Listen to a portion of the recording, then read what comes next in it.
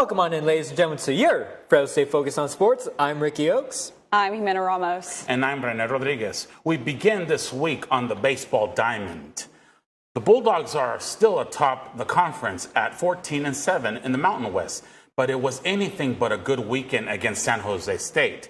The Spartans swept Fresno State, outscoring the Bulldogs 27-13, extending the Dogs' longest losing streak of the season to 5 games. It wasn't all bad for the Bulldogs. Rocco Pepe homered twice on Saturday. He's now hitting .344 with 12 home runs and 44 runs batted in on the season. Grady Morgan added a two-run double on Saturday, as well in front of a big crowd. Fresno State looks to snap its losing streak tomorrow at home in a non-conference matchup against California State Northridge.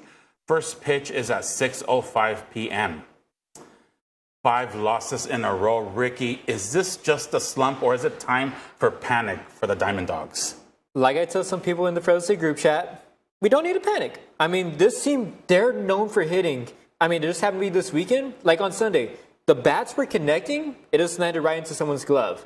What is kind of a concern is going to be the pitching. I know the Dogs are down Jake Anchor right now, but whenever Dogs are in those like closer games where the bats aren't connecting and they're not producing runs, that's when other teams are able to produce runs and pitching just isn't cutting it. I think towards the later part of the season, the Dogs should be fine. We're in the dog days right now. But until then, I think it's just going to be pitching, but there's no need to panic right now. Jimena, what do you think? I mean, it was a tough week, but we're still in first place. Like, relax, everybody. We have a long week, a break from conference play. So I just put myself into their shoes as an athlete. Don't dwell, just reflect on it. I'd agree with that. You mentioned Jack Anchor. He's actually supposed to be returning next weekend. Oh, really? Against Washington State. And we all know that he's the best pitcher by far the Dogs have. So I am looking forward to see what he can contribute to this team. Fair to see. The Fresno State softball team brought the energy against UNLV over the weekend. The Dogs fell short in the series opener on Friday 6-4, but they came back strong the next day, scoring 7 runs. Sarah Neese struck out 4 in a complete game shutout. On Sunday afternoon, Natalie Elias was an offensive force, going 2 for 4 at the dish with an RBI. This notched her 18th multi-hit game of the season. Fresno State will host Colorado State and honor its seniors this coming weekend at Marjorie Wright Diamond. The biggest party in the Valley is back. Fresno State football returns to Valley Children's Stadium at noon this coming Saturday, April 27th. The scrimmage is free and open all to fans with tailgates, prizes, giveaways, and of course, football. The spring preview will be the first chance fans have to see some of the new Bulldogs in action. What are you guys looking for this Saturday? For me, as much as I want to say Mikey Keene, like he's still recovering from that leg injury he sustained last season, I'm looking at the defense. I mean, the defense recorded the lowest QBR in NCAA last season, holding things down. But part of that was because of their captain, LaVell Bailey, who is going to be making his way to the NFL, hopefully. We'll see when the NFL draft happens this upcoming Thursday. But regardless of that, I want to see who's going to be the person that's going to step up as the primary source for that team. And Renee, I think you might have found that guy. Speaking of the defense, I'm looking forward to former 5-star recruit Corey Foreman. You know, defensive end, just transferred out of UC. Welcome to the Bulldog family. Rated as one of the nation's best prospects in the transfer portal. So I'm excited to see what he can contribute to the Bulldogs. I mean, I'm excited for the Red Wave. There's nothing like the fans in the Valley. So the heat is back. Let's get football right into session. Exactly. Yeah. And then, Renee, what college did he transfer from again? USC. Yeah. Disgusting. Yeah. But anyways, let's kick things over to the NBA as the NBA playoffs are now underway. The 2-seeded Denver Nuggets face the 7-seeded Los Angeles Lakers for the second straight season in the playoffs, this time in the first round. The reigning champion Nuggets took Game 1 on Saturday 114-103. The two-time MVP Nikola Jokic nearly recorded a triple-double with 34 points, 12 rebounds, and 7 assists. Meanwhile, the 4th-seeded Los Angeles Clippers took care of the Dallas Mavericks during their Game 1 yesterday, despite missing forward Kawhi Leonard. The former Bulldog Paul George scored 22 points in the victory while grabbing 6 rebounds and dishing out 3 assists. Game 2 resumes tomorrow at 7. The Nuggets, they look like a contender to go back-to-back. Jimena, what do you think your Lakers need to do to kind of like hold down the Denver and get away to even out the series? They need a miracle. The Lakers snuck into the playoffs, and they really need to keep up the tempo because when they slow down, the Nuggets turn like, I'm going to say the Warriors back in the days. You let them get a streak, and they become unstoppable. So to really dethrone Denver, I feel like we have a clear advantage of shooting with D'Angelo Russell. And, I mean, LeBron, he's the GOAT. Yeah. Anything could happen. Anything could happen. Speaking of anything could happen, I'm turning my eye toward the East. I mean, the Celtics, they have just been the most dominant team in the NBA this season. They would have been the first seed in either the West or the East. And just for the fact that you have Brown, Tatum, and Porzingis just popping off, averaging 20 points a game, but yet the Celtics, they've never found a way towards success. I mean, you've made it to the NBA playoffs the last 10 years, but have yet to find any sort of trophy to carry. And then, Renee, what do you think? Well, as far as the matchup against Clippers and Dallas is concerned, I mean, I know the Clippers are missing Kawhi Leonard, knee injury, but I think with Paul George and James Harden looking at James Harden old, 20 points each, I think with those two guys, they'll be able to, lead the Clippers into more victories. And as far as the Mavericks are concerned, just having Luka is not going to be enough. I know they have Kyrie Irving there helping, assist him with the points, 30 points each. But just still, the Mavericks have made the playoffs in the past couple of years, three consecutive times. Still haven't been able to make it to the finals. But Luka's going to need a lot more help, on that team. Yeah. And then speaking of basketball, we just got word that former Fresno State point guard Xavier Dussel has made his way into the transfer portal and is now approaching into the University of Nevada. So now Dussel is going to be a member of the Wolfpack. Xavier Dussel averaged 11 points for Fresno State during his 1 year here. Previously, before that, he was a part of another Mountain West team with the Wyoming Cowboys.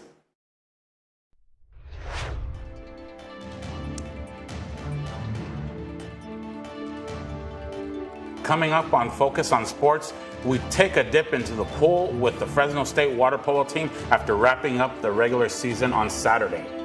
Plus, we take a look as 2 tennis stars as their time at Fresno State is nearing an end. That and more after the break. I got the bulldog spirit up in my head. Up in my head. Up in my head. I got that bulldog spirit. Up in my head. Up in my head to say. I got that bulldog spirit. Deep in my heart. Deep in my heart. Deep in my heart. I got that bulldog spirit. Deep in my heart. Deep in my heart to stay. I got that bulldog spirit. Down in my toes. Down in my toes. Down in my toes. I got that bulldog spirit. Down in my toes. Hey. Down in my toes to stay. I got that bulldog spirit. Up in my head. Deep in my heart.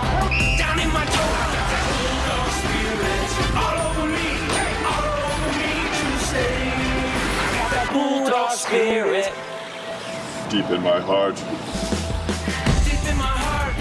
Deep in my heart. I got that bulldog spirit. Welcome back to your Focus on Sports. Fresno State water polo continues to break records. The Bulldogs celebrated Senior Day before hosting Santa Clara University over the weekend.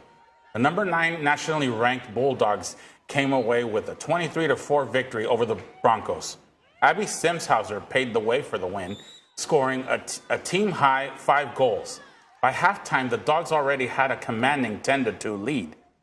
The Dogs finished the season with a 10-1 record at home, the most home wins in a season in program history. The Dogs now turn their attention to the GCC Championship this Friday. And then, meanwhile, water polo was celebrating their senior night. So was tennis. The seniors had a chance to have an emotional night over there at the Spalding Center on the west side of the campus, but it couldn't have ended better as there were some heroics from the 2 members they were celebrating. Catalisi has more on the story. The Dogs honored their two seniors, Carolina Bafiri and Masaki Kobayashi, in their final home match of the year against the San Jose State Spartans. In the doubles portion, San Jose gained an early lead after their number 2 and 3 doubles won their sets. This meant Fresno needed to win 4 of the 6 single sets to win the match. And in this battle on the hottest day of the year so far, it came from come-from-behind victories in the final sets for both seniors. Bafiri was down 0-5 and made a fantastic comeback to keep Fresno in the match, leading to all eyes on Kobayashi. Battling cramps in the wicked heat, she stayed in the match, taking it to a tiebreaker and closing it out to win their final game at Spalding G. Wappen.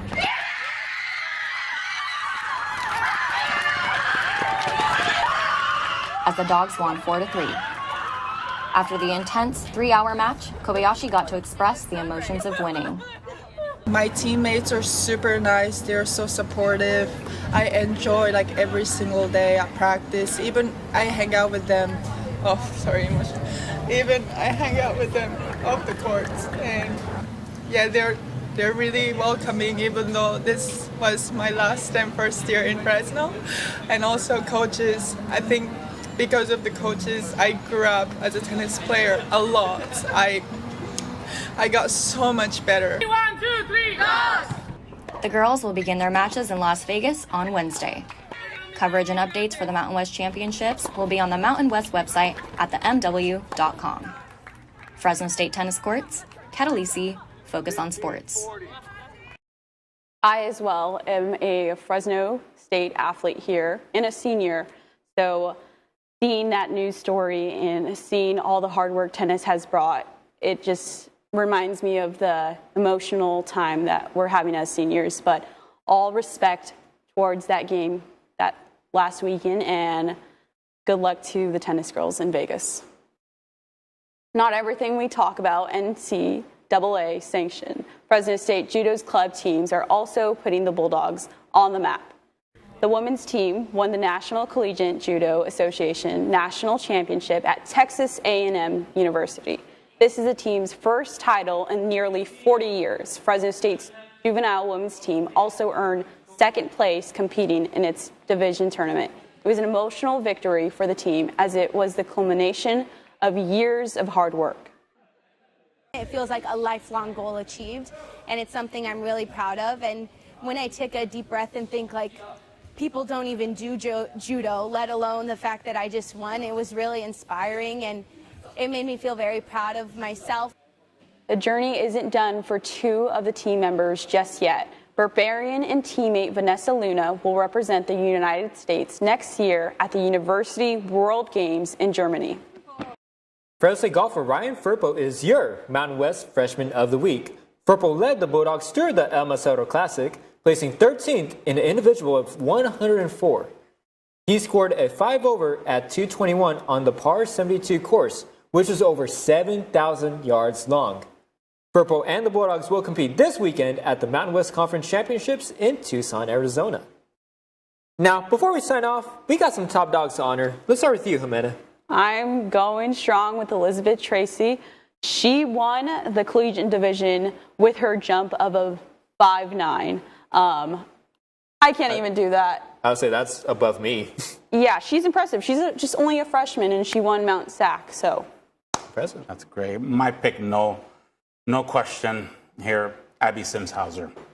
Just an impressive match she had on Saturday, scoring that team high of just 5 goals. That's very impressive, and being one of the main factors just leading to that just decisive victory that they had. And I'm looking forward to how she can carry that energy that she had on Saturday onto the championship on Friday. Yeah, then for me, I'm going to keep it short and simple. Masaki Kobayashi. She's about to take off for in about 45 minutes to Las Vegas, but Kat's story said enough. All eyes were on her to close things out for the Dogs, and she did just that. That is such a great pick, Ricky. And that is going to do it for this week's show. Remember to tune in to our regular newscast this Wednesday at 4. And we'll be back next week to bring you more with your weekly focus on sports. Thank you guys for joining us.